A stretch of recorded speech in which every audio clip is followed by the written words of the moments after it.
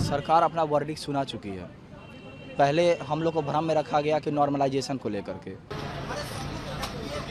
बोली कि नॉर्मलाइजेशन का तो ऐसा कोई प्रावधान हम जिक्र ही नहीं किए थे। तो जब जिक्र नहीं किए थे तो इतना सारा पेपर, 2-3 पेपर रखने का, शिफ्ट में एग्जामिनेशन का क्या तुक था? कोई नहीं है राजनेता। नॉर्मलाइजेशन तो इनडायरेक्टली आपने लागू किया, लेकिन क्या कहा आयोग कि मैंने तो जिक्र ही नहीं किया था। हमारे लिए ये नव वर्ष खास करके 1 जनवरी बिल्कुल नहीं है।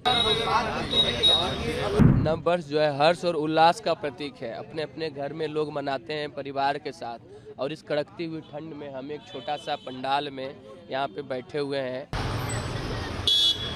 चलता रहेगा जब तक ये हमारे साथ न्याय नहीं हो जाए। कोई नहीं है राजनेता, कोई नहीं है। बहुत सारा चीज इंडस्ट्री है। सबसे बड़ी बात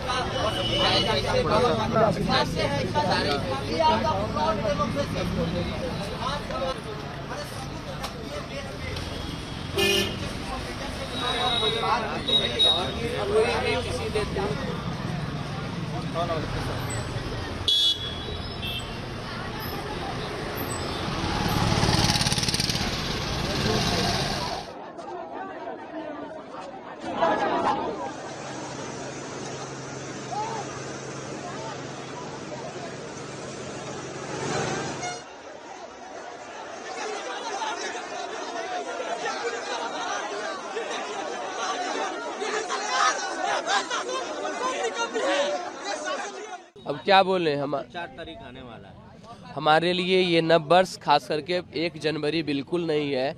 नव वर्ष जो है हर्ष और उल्लास का प्रतीक है। अपने अपने घर में लोग मनाते हैं परिवार के साथ, और इस कड़कती हुई ठंड में हम एक छोटा सा पंडाल में यहाँ पे बैठे हुए हैं, जहाँ व्यवस्थाहीन ये जगह, ना ही टॉयलेट की व्यवस्था है, ना कुछ का, ना पानी का व्यवस्था है। वहाँ पे हम लोग हैं, और चलता रहेगा जब तक ये हमारे साथ न्याय नहीं हो जाए। हमको कोई शिकायत नहीं आया। अब आपको क्या चाहिए? बच्चे ने अलग अलग 28 सेंटर का बोला है। कहीं ग्रुप में एग्जाम हो रहा है, क्या ग्रुप में एग्जाम हो रहा है कहीं पे आप रद्द नहीं करोगे? है कहीं पे गैलरी में बैठा के, ऑफिस में बैठा के, कहीं पे ठीक से चेकिंग नहीं हुआ है। सारा लिस्ट कल प्रेस कॉन्फ्रेंस में भी हम लोग बोले थे, तो बार बार दोहराने का ऊर्जा नहीं है। सॉफ्ट कॉपी में मीडिया वालों को दे दिया गया है, जो एक ग्रुप हम लोग बनाए हैं। तो वही है री एग्जाम कराइए। क्या अब आशा तो है, तभी है, निराशा होते तो उठ के चले गए होते। और बच्चे इतना डिटरमिन्ड है और उपद्रवी नहीं है। आज 15वां दिन है। उस दिन उतना बच्चे थे, किसी गाड़ी का शीशा तक नहीं कोई तोड़ा। अब शांति पूर्वक और सहज व्यक्ति किसको बोलेंगे? तो उपद्रवी बोल करके। लेकिन हाँ, बच्चों का हाथ और पैर जरूर टूटा।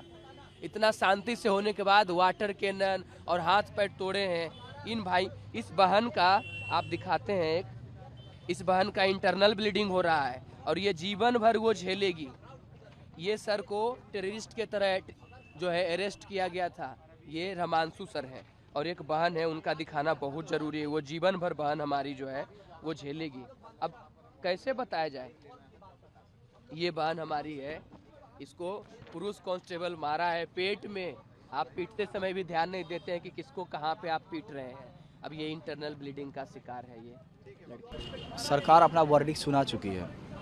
पहले हम लोग को भ्रम में रखा गया कि नॉर्मलाइजेशन को लेकर के बोली कि नॉर्मलाइजेशन का तो ऐसा कोई प्रावधान हम जिक्र ही नहीं किए थे। तो जब जिक्र नहीं किए थे तो इतना सारा पेपर, 2-3 पेपर रखने का, और प्लस आपको 1 दिन में 2 शिफ्ट में एग्जामिनेशन का क्या तुक था? अब आप खुद सोचिए, 1 दिन में 2 शिफ्ट ले रहे हैं, तो 2 शिफ्ट में 2 पेपर दीजिएगा ना। ऐसा नहीं ना कि पहला शिफ्ट दे करके दूसरा शिफ्ट में वही क्वेश्चन दे दीजिएगा।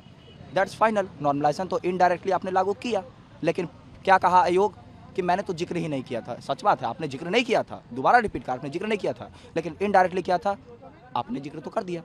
1 दिन में 2 पेपर नॉर्मलाइजेशन नहीं कीजिएगा तो क्या कीजिएगा? अभी देखिए अचानक क्या ये लोग पलटी मारा है।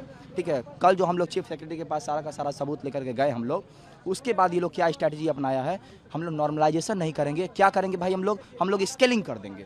अब स्केलिंग समझा रहे हैं। अब ये होता है खासकर जो बड़े बड़े इंस्टीट्यूशनल जैसे कि यूपीएससी हो गया, मतलब इस यूपीएससी क्या करती है कि हर एक जो मेंस में जो सब्जेक्ट लिया जाता है ना, जैसे ज्योग्राफी हो गया, हिंदी साहित्य हो गया, इंग्लिश हो गया, मतलब जितना भी आपको जो सब्जेक्ट वगैरह है, हर सब्जेक्ट में एक एवरेज मार्किंग किया जाता है, मतलब स्केलिंग मतलब खींच करके एक एवरेज कर दिया जाता है, ठीक है, कि ताकि सबका एक पायदान हो, रैंकिंग देने में सुविधा होती है, ठीक है ना। तो इसीलिए उसमें स्केलिंग किया जाता है, ठीक है। तो आप मेंस का चीज़ प्री में ला रहे हैं। हम लोग नवाचार से नहीं डरते हैं, लेकिन ऐसा नवाचार नहीं कर दीजिए कि ऐसा लगे कि हम लोग का गला घोटा जा रहा है, ठीक है।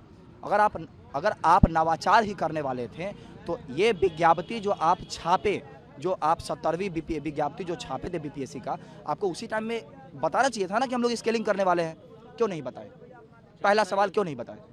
अगर आप नहीं बताएं तो आपको करने का अधिकार भी नहीं है, ठीक है। और आप नहीं कर सकते हैं और आप कर भी नहीं सकते हैं। तो एक बात बताइए, 4 तारीख को जो परीक्षा ले रहे हैं, किस आधार पे ले रहे हैं? बहुत सारा चीज